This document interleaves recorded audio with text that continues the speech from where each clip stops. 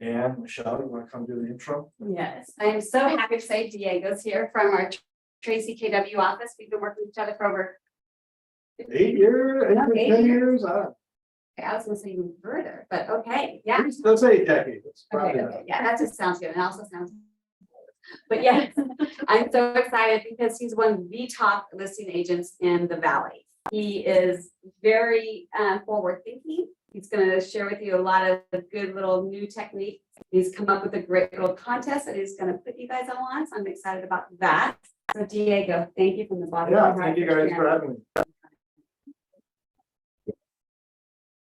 So the way I did the class is something that I thought, like, what would I pay $500 for in a class? This is it. A little bit background on me. I think I did right under 35 million last year. We do about a listing a week for our teams. So we're very consistent with that. I know our listings coming up before they're here, just the way that we do our business. Hi, brother.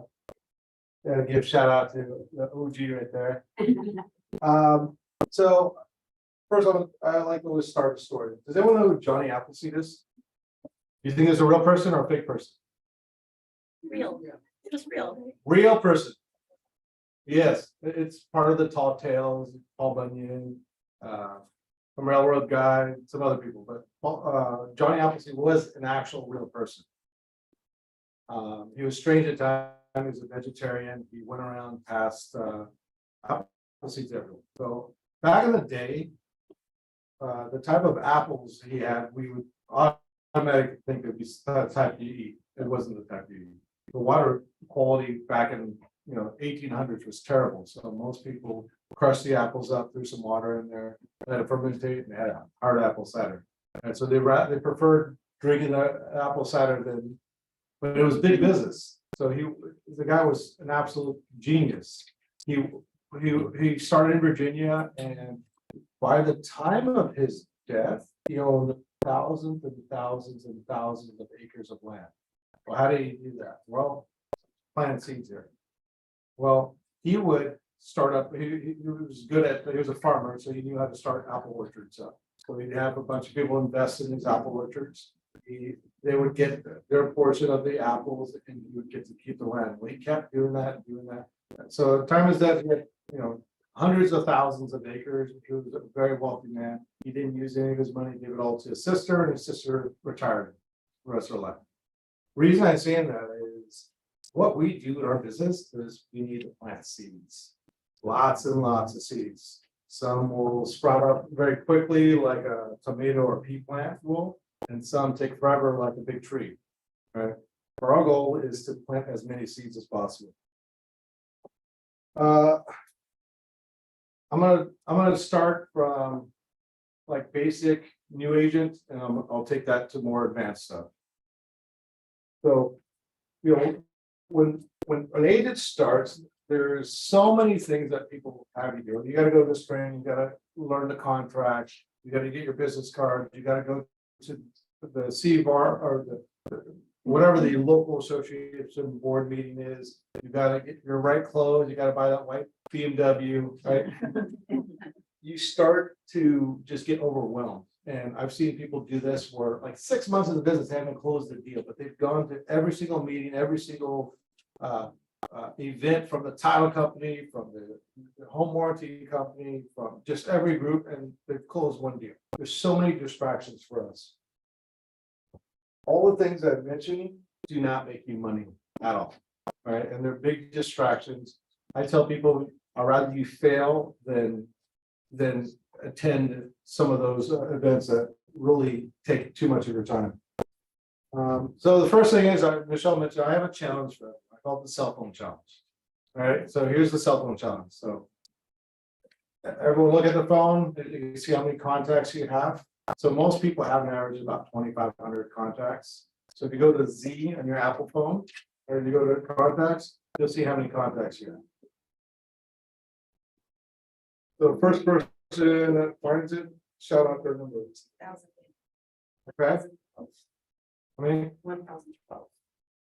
Michelle had, I think, the most I've heard of. What was yours? Over 4,000. 4,042. So her challenge would be a little tougher than everyone else. But hey, if anybody wants to go toe to toe with me, let's do it. I would love it. So here's the challenge. Go to your phone, all right, we talk about, when you go in, every single person on your phone should know that you're a real estate agent. Now, you're gonna get some that they are real estate agent, you're not gonna get their business. But every single other person that you know on your phone should know, hey, I haven't talked to you in a while, thank you for plumbing that you did a while back ago. I'm in real estate, do you know anyone that's looking to buy or sell real estate? All right, so that's the cell phone challenge, especially I recommend any new agent to do that. Just automatically do it. Our team's goal is to have 30 contacts a day. That's 10 contacts an hour, right? So just your phone would take you a couple of months, maybe a month and a half or something to do. So if the first 3 hours of your day should be lead generated. Unfortunately, as agents, we like to do everything but lead generate. We'd rather check our social media, we'd rather cook a bagel. We'd rather talk to the agent that's next door. We'd rather do a preview, post a video about you're watching your inspector do his property. The number one thing you should do, and this is all agents, that's why when you see an agent that consistently does business, they put the work into it and they continue to do that. All right, that's probably the most difficult thing to do is because in real estate, you're only as good as your last deal. You have to be consistent, and consistency is very hard to do. So there's my cell phone challenge. Anyone that's done it, you're going to have some success from that, and it's already people that you could have reached. Because out of those people, they might know someone else that's looking to buy or sell or needs a loan.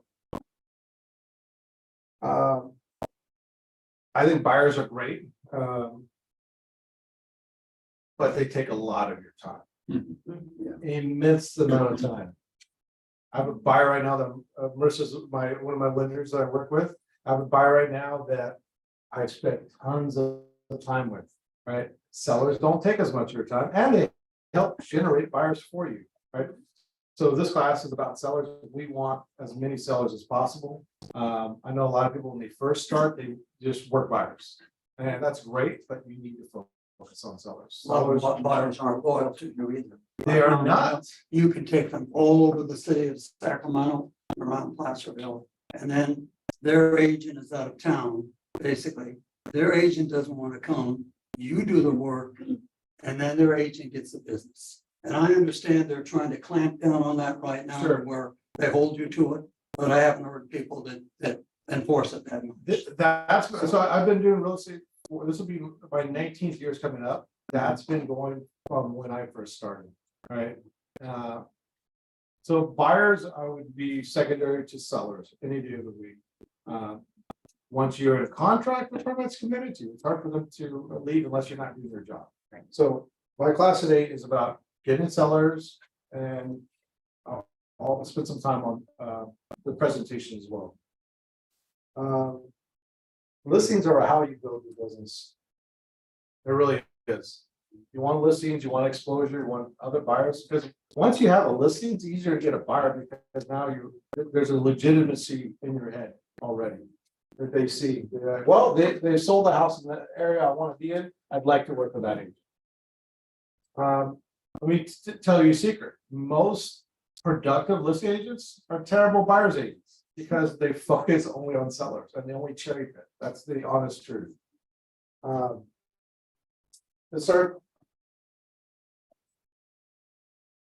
People you don't know are infinitely bigger than the people you know. So let's talk about putting things in your CRM. Any person you run across, I don't care who they are, you need to get their info, put them on pipeline. I'm gonna give you a story. I had a seller that put in my CRM, and a year goes by. See, he keeps getting emails and no response whatsoever. There's no like, I'm doing nothing. Just put him in. At least a year, maybe more. He's like, he calls me, hey, I've been getting emails. I'd love you to come list my property. I look back and I said, I look back at all the updates we did. So I called him a couple times, put him on drip campaign. Honestly, I didn't do enough. And I was like, okay, I probably contacted him 20 times, 10 of those times were through automation. And I'm like, man, I made like $400 a text or $400 a call. I'd do it for 25 bucks, I'd call them. Guys, there'd be no question. All right, so I'm gonna talk about a couple different ways that you can get some listings. One way, we'll start with buyers. Majority of buyers now are not selling their home. The market changed. It used to be like 30%. Is that right, Barbara? And now, from talking to agents I know, it's probably down to about 10% of agents, I'm sorry, of buyers that need to sell their home in order to buy another house. Well, there's a ton of buyers on the fence now that the interest rates, by the way, thank God, interest rates just dropped 6.8. I was excited. I was drinking my coffee, saw that, and I was like, oh yeah. I was calling agents like, where's the contract? I want to get locked today.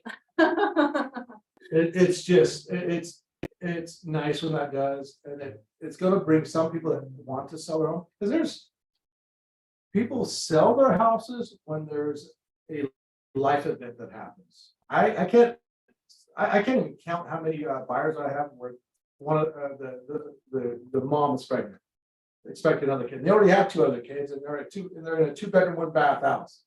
That's not gonna work. Right now, we literally have people that are stuck in situations they don't want to be in. So as soon as rates drop at all, they're going to start pulling that trigger. So we're probably that 10% is going to go to our normal 30%. You should definitely be aware on how to sell a house and buy a house. It's a very complicated process. You can, Kelly, how many times have we done it together? Countless. And there's a process to it. We don't want our sellers to be homeless, but if you know the process already, that buyer is more likely to work with you. That's the easiest way to get a good listing. Another way to get a good listing is, well, got this nice sticky chart here. So what's a neighborhood? Lindsay, what's a neighborhood that you like to work in? You have a buyer right now. Oh, the neighborhood. Oh, I'll just say birdcage because it's right here. Okay, so birdcage. Each of these lovely squiggle marks are houses.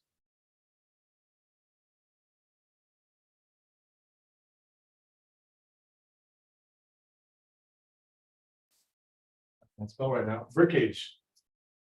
So you have a buyer in there, you can't get them in contract because there's no inventory.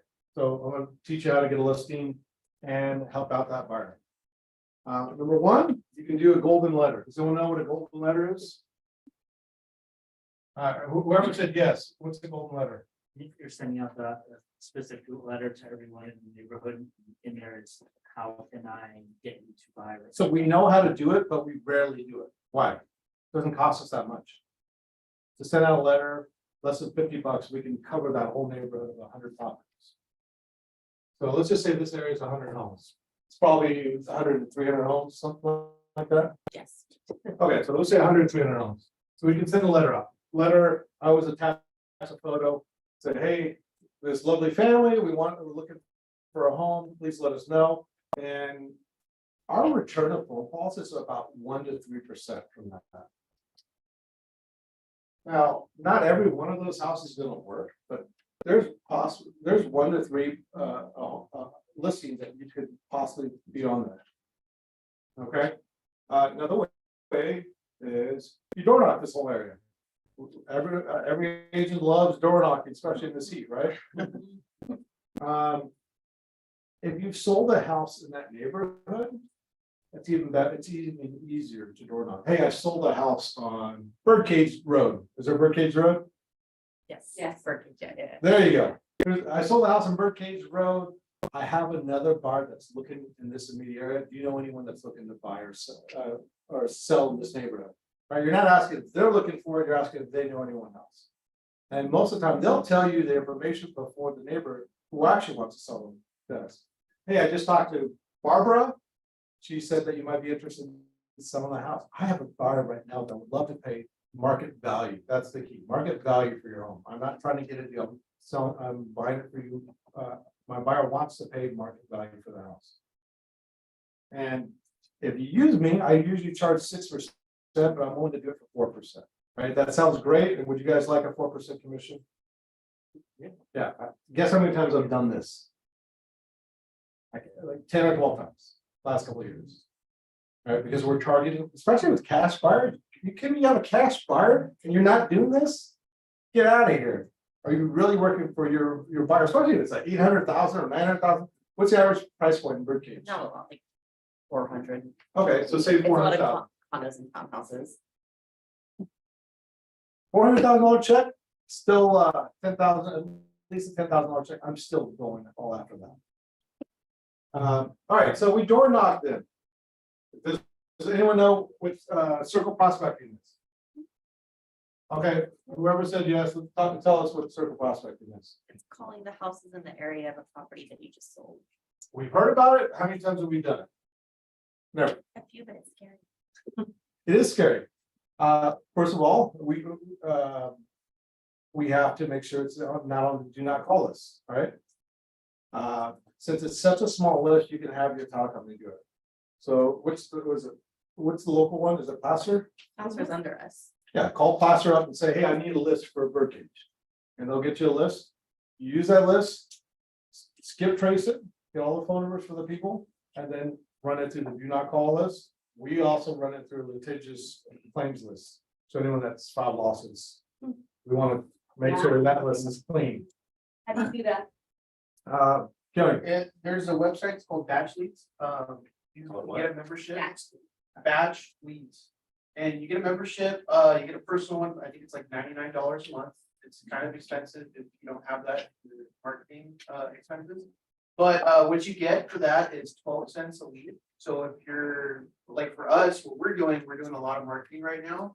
We're doing 20,000 properties and we're skip tracing them and we pay about $2,800. But for that $2,800, we get to skip trace the do not call list and litigations list. And so we also have another third-party company that scrubs that list one more time for the do not call list, because sometimes they do miss some things. So we kind of go overboard because we don't want to get sued, right? That's the last thing we want.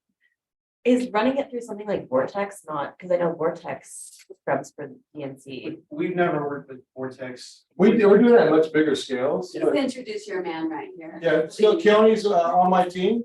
How long have you been in the business? 2.5 years, roughly. All right, this guy's sharp. He's a Yes, good he's a thing. capper. That's Yeah. important. So circle prospecting. Okay, so we still haven't found it. We called everyone. What else do we do? For rent. Where do we look for rent? Zillow, Craigslist, rent.com probably. All the rental websites you could possibly think of. If there's any homes for rent in this area that my buyer is looking for, what am I gonna do? I'm gonna say, hey, this is Diego Keller Williams. I know that you're looking for renter property. This checks every single box that my buyer is looking for. Would you be open to an, what do I say again? Market value offer for your home. And if it's for rent for a while, or they put a ton of money into it, they want to get that back, they're like, yeah, if it's market value, that's literally what people repeat to me.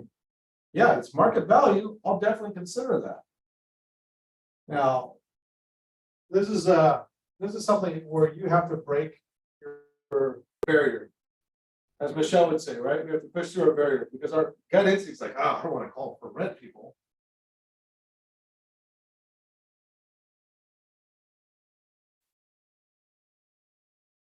Okay, number 5. Expires. I don't know why we don't do this anyways, right? We already have a buyer.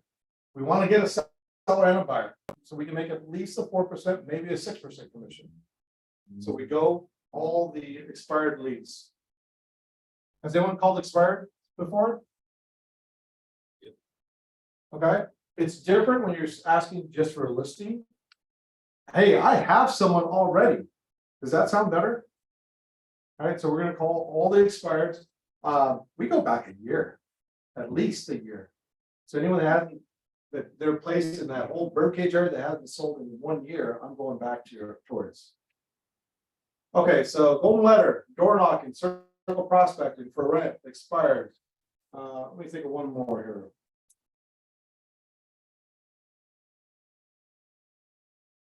What about defaults? People who are in defaults. Notice defaults, I would say, so NOD list. I think is good. You gotta have a little bit more guts to do it. Just warn you ahead of time, you're either gonna get your door slammed in your face, county. Yeah, we're cussed out over the phone, yeah. So when we did the circle prospecting, we could have contacted them, but we door knocked them as well. We probably would have hit it as well. All right, so these are most of the ways that we do it. There's some other little things that you can do. I think these are probably the easiest. Any ahas from this, guys? What's the last one? NOD list, notice the default. You guys have any questions on this? Make sense? How frequently do you send out something like a golden letter? Is it like a one-time thing to like to that area? Yes. Okay, First, I have to have a really committed buyer. I'm not gonna do this for a buyer that I just met at one time. I'm talking to someone who I've already tried to show their house, couldn't find it. I say, hey, I'm gonna send a letter to your behalf. Do you mind if I do it? I'll send them a copy of the letter. I said, do you mind if I add a photo to it? Because that helps. is that allowed? Yeah, absolutely. Okay. No, you have to get their permission to use their photo. I send them a copy of what I'm sending. And we had ones where like the buyer wanted to write something like, hey, we really love this neighborhood. We want to be part of this community. Those letters are the best. I just thought that was a slippery slope now, That's for, but this Yeah. is kind of similar. I mean, if the person is of a different race and they don't want to move forward because of that, I mean, they're still kind of open for. I haven't seen that. Okay. Barbara, do you see any issues with it? Yeah, I guess it is a little slippery, but Yeah. Well, they haven't made a commitment to sell. Yeah, so they're not but ready yeah. to sell. the house, yeah, it's not on the market. Yeah.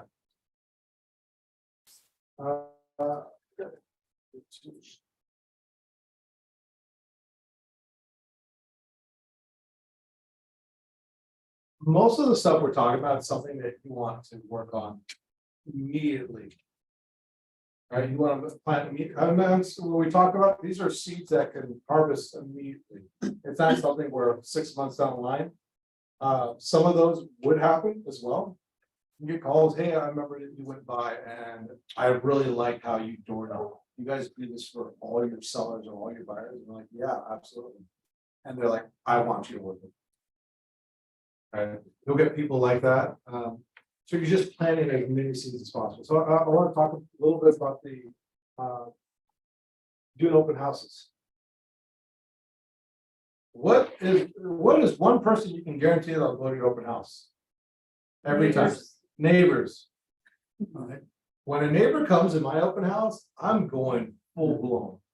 Right? I'm like, hey, welcome to the open house. You're in the neighborhood. I love this neighborhood. Did you see the professional photos online? Did you look at our flyers? Our flyers are great.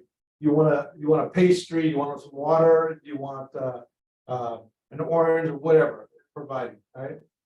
We had one of our contractors paint the outside of the house. What do you think of that outside of the house? Right? I'm going full blown with the neighbors. Why am I doing that? Because if they want a list, you want them to remember you. The worst thing, like literally, it feels like a kick to my stomach if I see a listing on this, like, because once people see your sign, they're like, oh, maybe we should sell too. You know, our neighbor Susie's selling, maybe we should think about selling too. And then you see a sign come up, and you're like, I should have door knocked that. Oh my gosh, I should have talked to them. She came to my open house, right? The worst thing I hate, oh, you did calls. You know what oh, you did call is? Oh, you did call is you call them, and, hey, I wanted to see, you're one of the neighbors, I have a buyer looking for it, and then you hear, oh, you did list the house already? And I should have called you the first week of my open house, but I didn't, and now they're listing with someone else.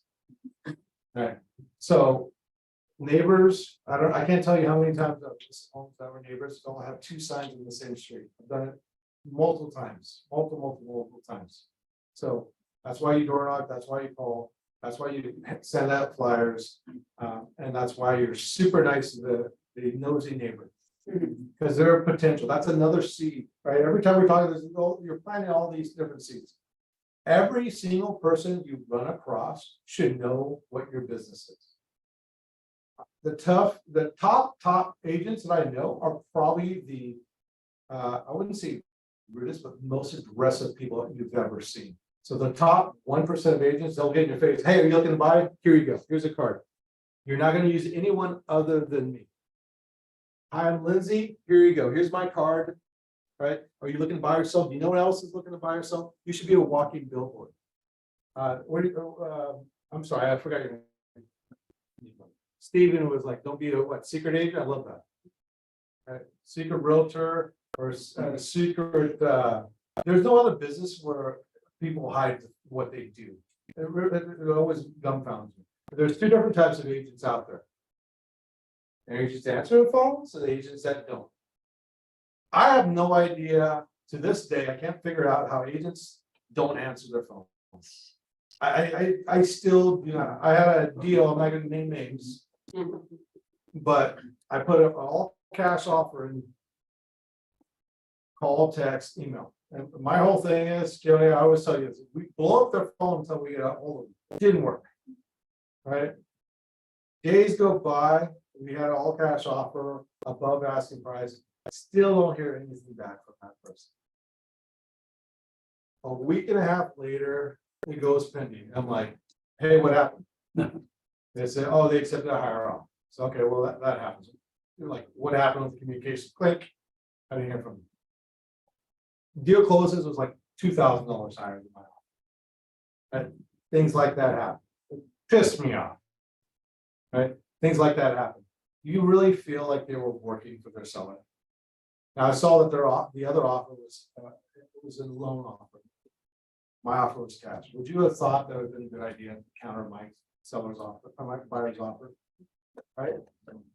Well, things like that catch up very quickly. It's such a small real estate world. I don't know how any more to say. It's so small. Now I could be in Sacramento, run into someone that I know. Right? And I'm in Tracy. It's just a small world. Agents will run into each other no matter what. And moral of the story is, if you're a good agent that represents their buyer or seller, make sure you answer your phone. That goes a long way. To the point where I'm like, oh, thank you. You got your phone and able to answer my seller, my buyer's information. We just want to know what title company you prefer, or whatever the question is, right? So my train of thought is, there's never a point where you're going to be too busy to call back someone. So when you guys make it big, still call people back. 9 times out of 10, the agent that calls me and asks me, how do you want me to write the offer? They're the ones that need the offer. Yeah. Yeah, you're like, oh, okay, your client liked 30 days rent back. I'm gonna write that up. Maybe that's something that wasn't on the MLS, and only if you talked to the agent, you would have found that information out. I'm gonna talk about a couple things. I don't use pre-listing packets. I know that they're used.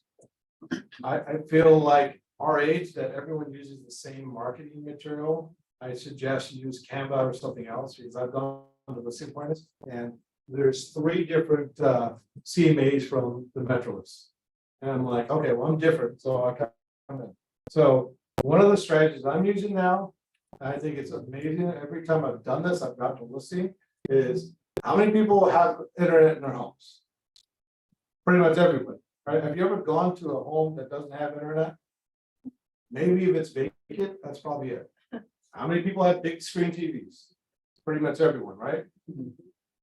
I ask kindly, hey, do you mind if I use your internet? I want to show you a presentation. So I'll cast to the TV, and instead of like I'll give them a CMA also, but as I really want to show you how I came up with this value. And now we're partners in crime on this. So we're like, okay, here's the neighborhood. Is this really the same neighborhood? They'll be like, no, that's actually they're bigger lot homes. It's a whole different, they're custom homes. My house is really in this neighborhood. So we're doing this thing together. What does every seller do before the listing appointment? They look at Zillow, Realtor.com. I hate all those sites, but what number do I know for a fact before I even get to there? I know the Zillow price, I know the Redfin price, I know the Realtor.com price. I've called all the agents area, asked how many offers they've got on things, right? Do your research way ahead of time. Do your market research. So I work in several different markets, so if I'm going to Oakland, there is a sewer lateral report that has to be done. There is a sidewalk ordinance, that sounds insane, right? But if your sidewalk's not good, the seller pays for the sidewalk.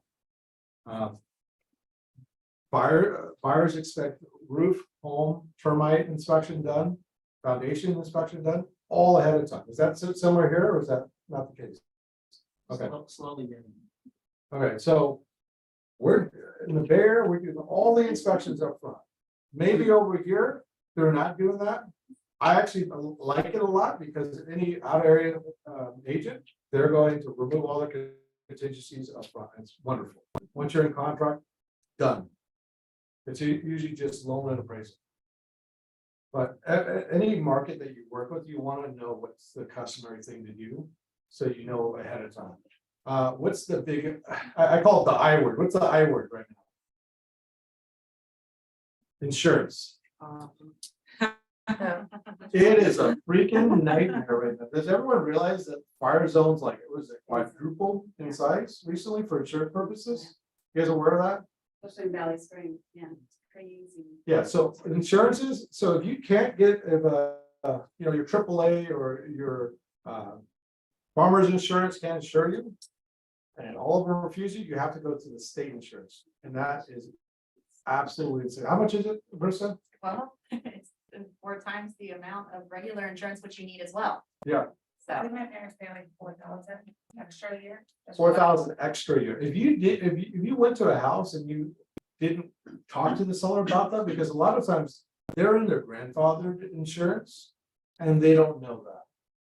So if the previous agent that did the listing didn't mention that, and you're like, you know, one of our hurdles is going to be the insurance. You're like, oh my gosh, why didn't any other the agents tell me that? Right? You're going to look like, okay, this person, Diego looks like he knows what he's talking about. There's no one else mentioned either the flood or fire insurance. And that's for the entire California. So I'm sure there's areas around here that are going to be affected by that. So know your things before that. I definitely recommend you, if it's the right type of person, if it's an older person, they might not be, they might have an older TV or something, but if it's someone that's younger, they're going to have everything you need to pull it up on the screen. It's super easy. I think it's locked every single appointment, because when you're coming up with a price, they're working with you in the process. We talked about inspections. I went to a house. The whole house was great. There was a big giant hole in one of the bathrooms. The subfloor was literally rotted out. And I said, we have to take care of this. I said, well, none of the other agents told me to take care of it. I'm like, well, do you want to make top dollar? Because anyone can sell a house under market value. That's the easy thing. Anyone can do that. But if you want top market value, you're going to have to take care of this. So make sure you have your licensed contractor. We can only use licensed contractors for all the work that we do. So if it's a plumber, it's got to be licensed plumber, etc. Up to $500. If the seller wants to take care of it, they can do whatever they want. Okay. But anything you see in the property, does anyone remember that Demi Moore picture where Demi Moore is basically naked in the photo, and it was a pregnancy photo. It was back in the 90s. I remember going to a property and basically they had the Demi Moore picture, and I had this delicate conversation, because that's a tough conversation to have. A great artistic photo, but this might make some people feel uncomfortable, and our goal is to cast the widest net possible. So family photos, we're going to take off anything. I usually tell people to put away alcohol, because not everyone drinks. Some people have bad connotations with it. So alcohol. I use professional staging. I believe in staging. I've had weird houses with weird floor plans. I'm like, I have no idea what this space is for, and they come up with that space for you. Right, so I recommend using stagers. I professionally house clean every single one of my houses. Why would I do? Even the houses that are newer, why would I professionally house clean? Yeah, Pictures, do they make the pictures look better? Yeah. Do our photos look the best on the internet? of course. they do. Our photos are great, and if something doesn't look right, I'll make sure we Photoshop whatever that is. I do professional house, I used to make it an option, right? Here's the difference between clean your house. If the seller cleans our house, it's like you clean your car, it's gonna be okay. If you have someone detail your car, it looks like brand new home cleaning, right? So our typical, depending on the size of the home, we're between $200 to $500. I don't ask them to pay for it, I used to, and people are like, oh, I'll just clean myself, and they always did a crappy job. I want that bathroom to look better than ever it has, and then your seller's like, oh, wow, they're just blown away by it. Right? It's a $900,000, I'm gonna spend $500 to have this house clean, right? I'm gonna use a professional photographer, it's not me with my cell phone cameras. God forbid you take photos with your cell phone. I don't know how many times I've seen that. As a buyer, when I'm working with a buyer, I just see blood in the water. I'm like, okay, this guy doesn't give a crap, right? I see that as like, or they put it on the market with one photo on, right? I'm just, I'm gonna out negotiate this agent for sure. There's small photos. Yeah. That come early. Yes, and you're like, oh, that doesn't happen often. I look at listings every single day. So that's what I'm gonna say next is know your market. I look at hot sheets for whatever market that I'm in, I look at hot sheets. So we talk about open houses. Here's a tip. Go to the open house, you're doing your open house, and the buyer's like, man, I wish this house was a 4-bedroom, then it'd be perfect. I say, hey, there's another house that is a 4-bedroom with the same price point. I'm available right after this open house is vacant. Would you like to see it? And then you show the house. But you wouldn't have been able to do that unless you did your homework for it. So whatever you do open house, you should know everything about that market, all your other competition, even if it's not your listing. I don't care if it's your listing. You should have all your information for the other properties, right? Because what is your goal at that open house? To sell that house? Sell a house. That's right, sell a house. You're there to sell a house. You're there to sell yourself to get a buyer to work with. And buyers like to work with agents that know what they're talking about. They know the market. They know where the local Starbucks is right across the street that I've been looking at. Right? You want to know more about that neighborhood than they could possibly find on Zillow, Redfin, or something. Agents now, we have to provide more value than we've ever had to. In the past, it's like, oh, okay, I can get you access to the home. I can tell you how many square footage is. Here's the tax records for it. They can pretty much get all that already. All right, so what are you going to provide as an agent that they're not going to get? So come in with value.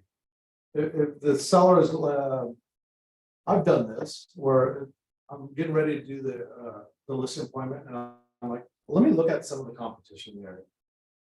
All right, so I look at some of the empty competition. I'm like, hey, there's a couple of houses in the market, and that one has a pool.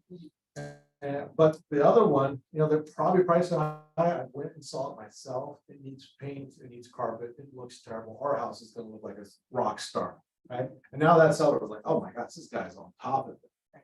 Right, so always go that extra level. All right, so we're in the listing appointment. We have everything to do. Does anyone know what congruency is? Congruency. I'm surprised, Michelle. I was like, I was like, are you staring at me? I mean, I haven't sold in so long. congruency is you look a certain way for what you look away that the buyer or seller expects.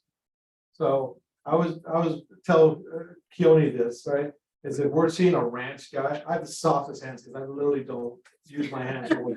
They're too soft, right? So if I'm trying to sell a ranch property, I kid you not, I'm putting dirt in my hand.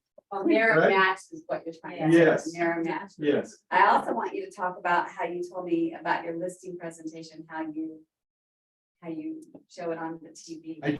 Just went to that. I didn't hear it, dude. You You're did. right. I'm just taking notes. Oh my gosh, thank God for that. So it's congruency. It's not just you're mirroring them. It's you're looking, talking, and acting like an agent they would want to. So everyone's watched Selling Sunset? I have to admit, I've watched that. Those agents are wearing high-end stuff. They know a lot about the property. They know the neighborhood. They know who actually is living there. Hey, that celebrity's living here, or at night, 7 o'clock at night, you're gonna get that perfect view, right? It makes sense only for that sunset market, right? In our market, what does it make sense? Well, dressing professionally, right? I told you about ranch. I'm putting dirt in my hand. And Bay Area, I'm wearing my Bay Area outfit. It's probably my brown shoes. I probably wear a sports coat and a black t-shirt, right? Over here, I'm probably dressing not so much like him, but probably like him, right? Collared shirt, right? It's hot out here, so I'm probably not gonna wear shorts, but you gotta act, talk like what they expect. And if they expect you to be that type of agent, then you're gonna end up working. So let me say some things as well. Not every listing is created equal. If you have to set the proper expectations. If you know that person's gonna be a pain in the butt, right? You get the right persons like that, no matter what you're gonna do, you're gonna make them happy. You're gonna be, you're taking that responsibility that you're gonna take care of them. And if he called you 15 times before the listing appointment, he's gonna call you even more once you have the listing. So be prepared for that type of person. Also, sometimes I don't take listings if they're way overpriced. There's a thing that your agents tend to do, and agents that don't do business is they'll take a listing and they just want a listing. So comps say 440, how much will they take it for? County? Wait, sorry. Comps say 440. What would a bad agent take that listing for? 440. No, a bad agent. Or somebody. 495. I've had a listing, right, where I said, hey, my value is 440 on this. And I think that's probably the max. I know this area. I just sold a couple homes in this area. And they're like, well, the last agent told us 499. Well, they get the listing, and honestly, my gut wrenches because I'm like, there's no way they're going to sell that property. And they don't, right? Stays on the market. And 6 months go by and you're like, I could have sold that house twice. They finally drop it down to 430. And they sell it for 425. Right? They priced it right, they sold it for the right price point. Right? Now, do you want to take an overpriced listing? No, not if you're spending, your time is more important than anything. Not if you promise the agent that, you promise the seller that you do open houses, that you professionally market it, you paid for the cleaning, you paid for your professional photos, and you're selling overpriced house. It's never going to sell. Doesn't make sense to do that. I'd rather not take that listing. And then I'd rather try to put an offer at 440. But not every listing is created equal. We talk about, there's two types of people I've seen when I'm walking through the property. There's ones like, hey, go ahead, I'll be here. Just let me know if you have any questions. 100%, you're gonna ask some question. I don't care what it is. The bathroom was remodeled, you say, hey, when did you remodel the bathroom? You want to be actively engaged with that seller. You see a new water heater, you say, hey, is this water heater new? They'll be like, yes, we just spent 20, they'll tell you the exact thing. We spent $2,802 to replace that water heater, right? You want all information you get. You want to take notes. You want to be thoroughly engaged because that matters. If you get a client that's an engineer or an accountant, something very technical, they're wanting to know all the details of the contract. Hey, can I spend a couple hours to read that? Sure, here's a copy of it. Let me know when you're ready. But there's certain people that want to know all the absolute details. If you're going to work with someone, be prepared to be that type of agent that gives them those details back. The number one thing that I think that's important is, how many times do you ask for the sale? Listen, I ask until they tell me, like, absolutely not gonna sell it right, I'm not gonna list it right now. Right, so, hey, I do the technique that I'm assuming this out. We're gonna set appointments up, photos of this, does this work for you? I'm gonna set photos up for this day. I'm gonna have the stager, and then we're gonna do the open house the next day, right? And they're like, yeah, that works. Sure. Right, great, let's sign the listing agreement, and then we're all set, I'm setting up all the appointments. That's how I do my clothes, it feels more natural. Most of the time, I focus on the reason why they need to sell. So what's the reason you need to sell? Well, we're having another baby, I need a bigger home. Right, okay, well, if we sell this house for you, I know that we can help you buy another house and get to that bigger home that's more comfortable for your family, and everyone will be happy, and you'll live there as long as you either downsize or upsize. And I want you to use me again. So the whole listing is to set expectations correctly and to really see if you guys are both the right fit. I've gone listing appointments that are like, I'm not the right fit for this person.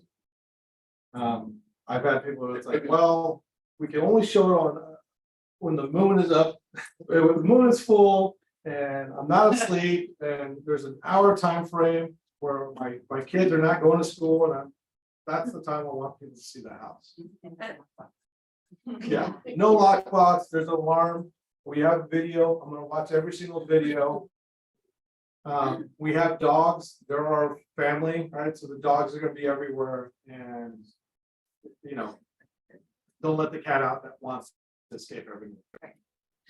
So I've had those appointments, I'm like, you know what, I don't think we'll be a right fit. I can refer you some people, thank you so much for your time. And it's been especially in those situations where I know it's gonna be a very difficult sale and the seller's gonna be very difficult to work with. It took me years, probably a decade, to learn not to take those appointments. Right, and as a new person, you'll still take them. I'm just warning you ahead of time, when you get to the point where you have the ability to like push away listings, those are the ones you don't want to take. It's the same thing, having a buyer, I've had buyers where this house doesn't have a tub, I don't want it. It's like, well, you look at 1,300 square foot homes. Not many 1,300 square foot homes have tubs, right? So it's either a piggy buyer, piggy seller, be careful with both will exhaust your time.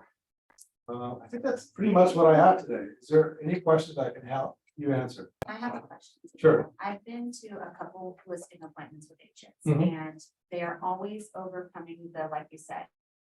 Oh, well, this house is listed for $100,000 more than Sure. what the CMA report is that they're bringing, right? I like the idea of what you said about going through, Mhm. but can you walk through that one time on like determining that together? How do you overcome somebody who's like, I really think because this person or this is listed. Yeah, everyone thinks that they have gold. It was incredibly difficult. So last year in November, I'm sorry, last year in March, the market was absolutely insane. Do you remember that? Yeah. Where we're all begging, we're 100, we're like, well, we'll pay 20,000 appraisal gap protection. Right, and then the same sellers, they're like, well, my neighbors sold it for 500,000, and now you're talking to them, you're like, interest rates went up. We're about 412 right now, max. And it's like, their neighbor's house was horrible, it's smaller than my house, and they go through all these things because nobody wants to sell less of their neighbors, especially if they have a great house.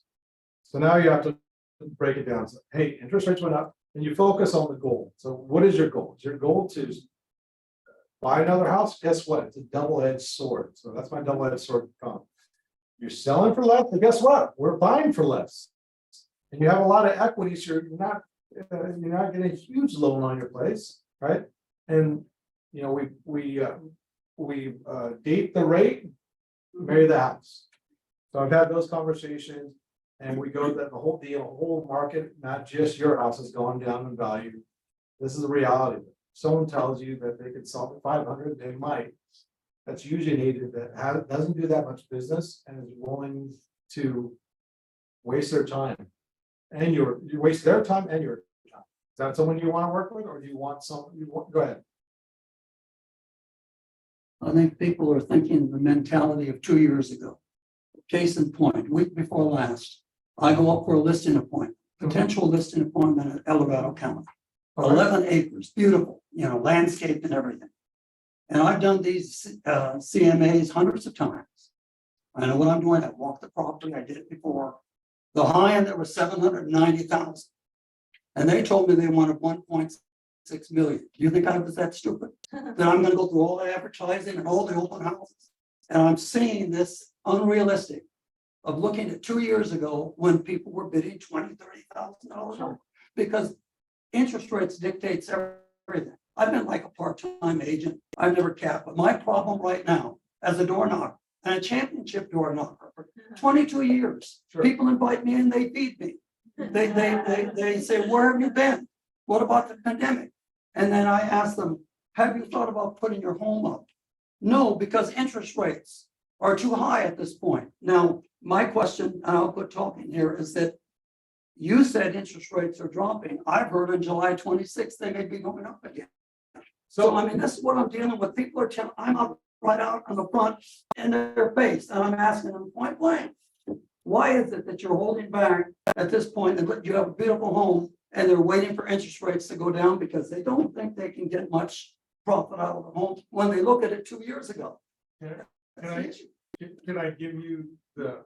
Yeah, I'm done. All right. Here's what you're not focusing on. Why are they selling? Why am I selling?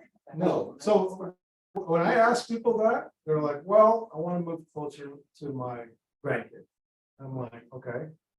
But I don't want to get, I don't want to get, I don't want to lose all my equity. I don't want to give away my house for free. Yeah. That's it.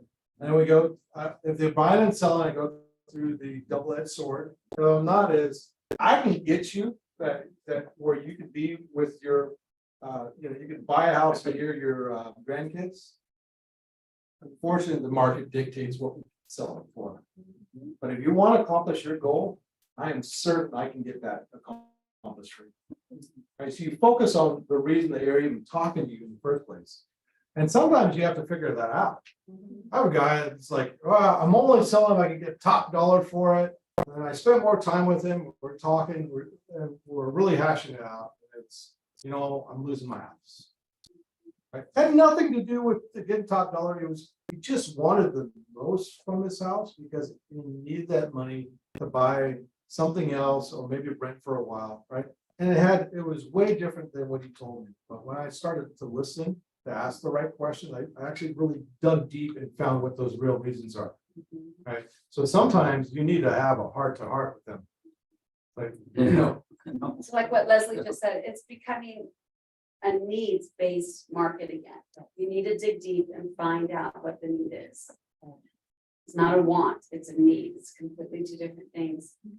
Diego, what is the best advice somebody has ever given you? best advice? Well, Besides- besides what you say, yeah. Probably the best advice is focus on what you really enjoy. Right?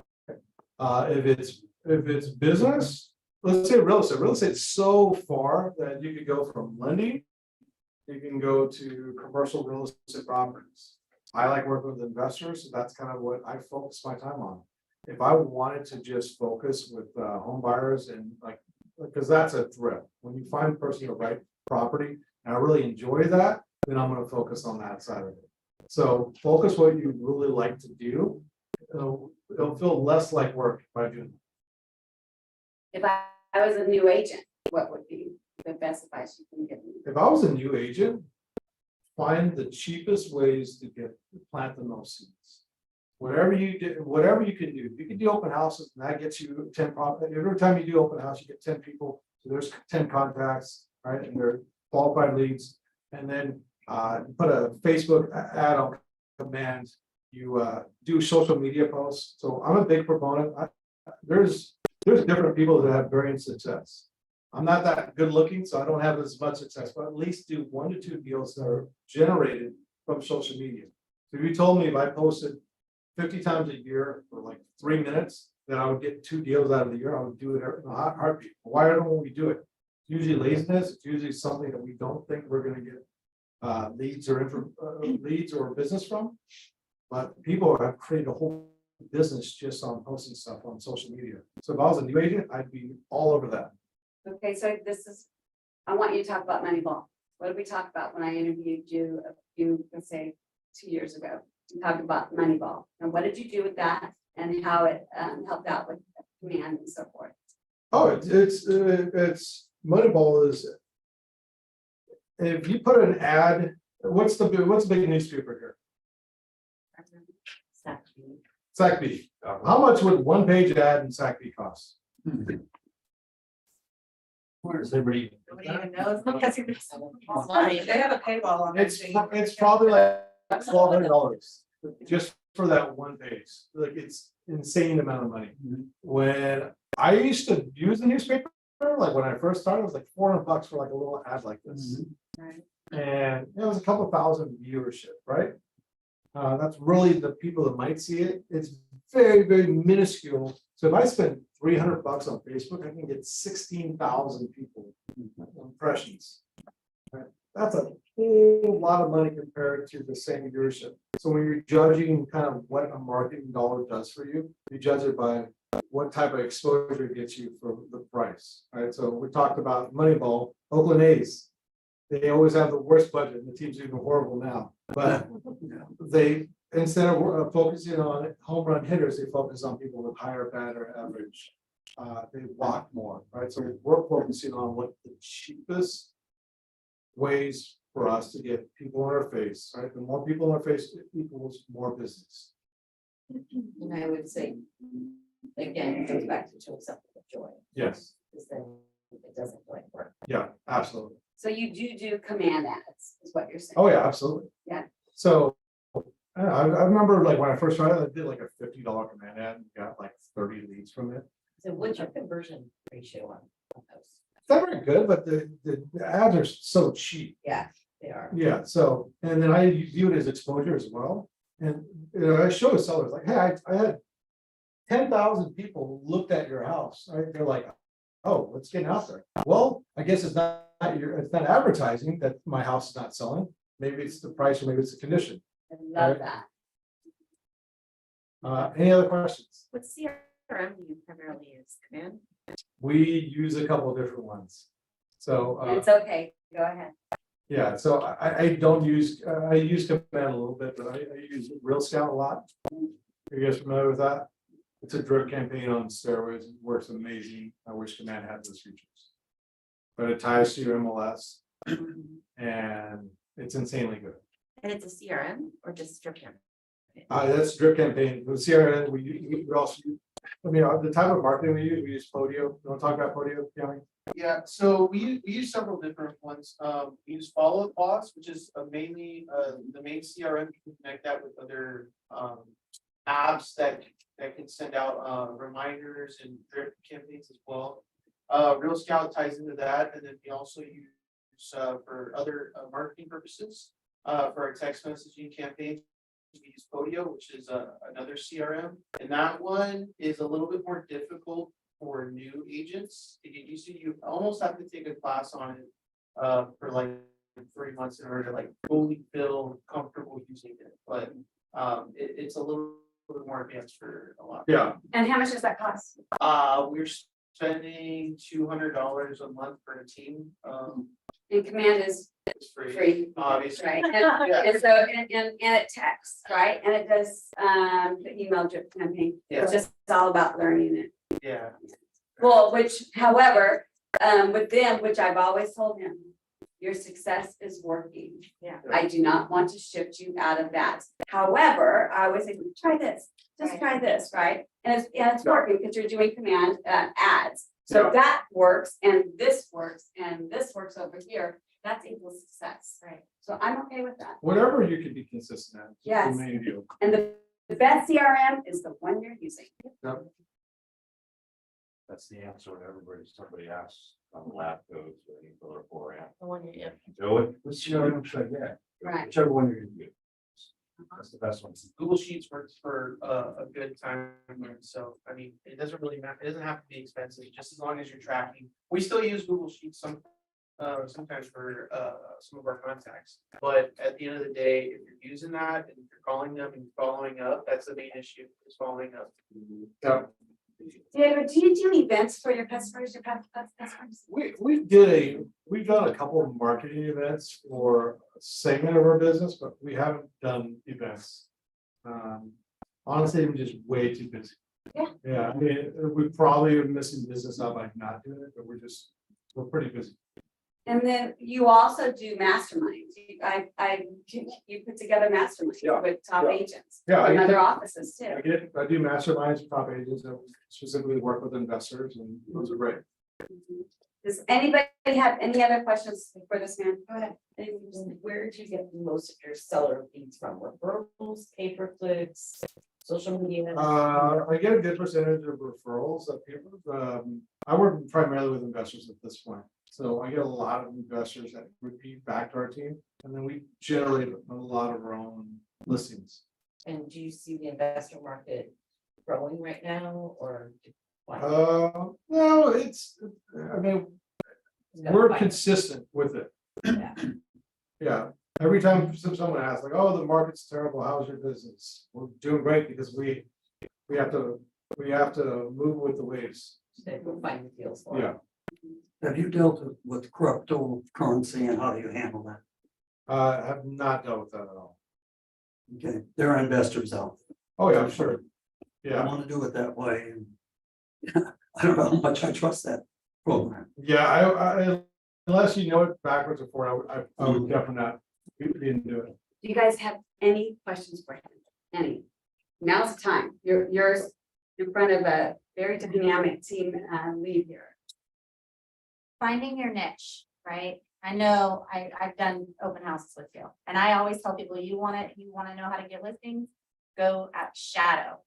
Yeah. Because I love how you work when it comes to your way of thinking. Sure. Just like flipping, Yeah. right? That's what you do. You Yeah. know, how do you take, how do you do that? So I know you found your niche and that's what it is. I know you well, but how did you, what do you do to grow it? I know you had told me you do a class, right? Or you meet with a bunch of investors. Yes. Right? So, We need to get this back over to you, or is it? oh, it's not me. Okay. So, yes, I don't stop learning. I take classes, but I'm very specific on what classes I'm gonna take. Like, I'll research the class and say, okay, I'm gonna learn something from it. If I can learn 5% information, I'm all over that class. That's kind of like my benchmark. If it's more than that, I should be paying way more for that class. But if I get 5% out of it, I'm all over that class. That's amazing. So Diego also teaches Ignite, just so you know. So in the past, what we've done is we've taken the ALC in our top 20% and they taught Ignite. You taught Ignite yesterday. and Yeah, I I thought did. It was a fabulous class. So Yeah. thank you for always giving back Of and course. coming all this way to teach us. So thank you, Diego. Yeah, thank you for having me. And he's got a family reunion, mega camp. So, knowledge is power, you guys. Thank you, everybody. Four times, yeah. Yeah. Thank you, everyone. Thank you.